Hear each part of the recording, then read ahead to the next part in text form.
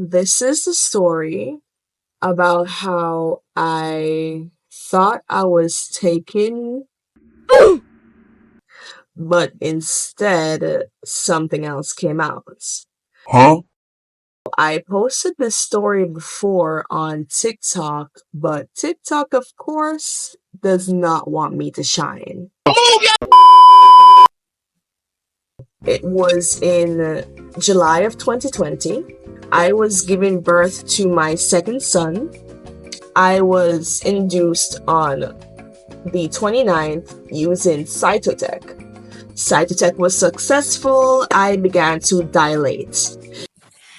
Yeah, boy. The thing that was crazy about this birth, my first birth took 42 hours. So I was just dilating. I was just like rapidly dilating, and the labor pain. Let's just say this isn't something to talk about. The pain was so bad, I stripped myself and I was bare with all my glory under, like everything was on display to the nurses and to the other mothers. They're all women, so I didn't really feel that bad, right? The pain was like just Feel pain. Accept pain. so yeah, it's not something to write to home about. So here's the backstory, right? I was making a lot of noise, I couldn't contain this pain. And one of the things in that hospital that I was told, the minute you start making noise, the nurses are going to ignore your very existence. So that was what was happening to me. Nurses were passing me. If I were to call to them to ask them for like something for the pain or a question in mid-pain, I was just like John Cena. Like, I was just like, you can't see me. And I reached out like to a doctor to be like, hey, how far am I? I wanted to know how far I was in dilation. A doctor came, she went way up my pearly gates, opened them up, saw what was inside, and she said if it wasn't 6 centimeters, it was 7. Now, the pain was trying to take my life. I ain't go cap. The pain was disgusting. And you're telling me I have to wait an additional couple of centimeters to get this child out of me? Oh my god. Anyways, now back to why I thought I was taken, but instead something else came out. I was feeling the pressure from down below, and I was reaching out to one of the nurses to say, hey, I gotta take it. Of course, I was John Cena to them. They could not see me. So I had to take matters into my own hands. I reached under my bed that I was in, and I felt my savior. I felt my bedpan. So I'm like, okay, this will do. Yeah, boy.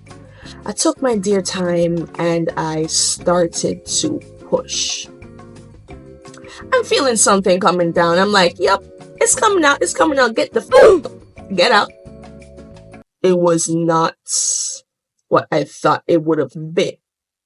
After all that pushing, what came out was not feces, but the head of my second son. What? What the f? Not from my anus, but from my vagina. So I was in terror looking at my son's head. Doctors and nurses, they rushed into the room I was in, and they just saw me there, butt naked, legs wide apart, holding my son's head. Help me! Help me! They started screaming at me, telling me, get back in the bed, why you come out of bed? You're a wicked mother, we're going to call police for you. I ain't hear none of this. I got back in the bed,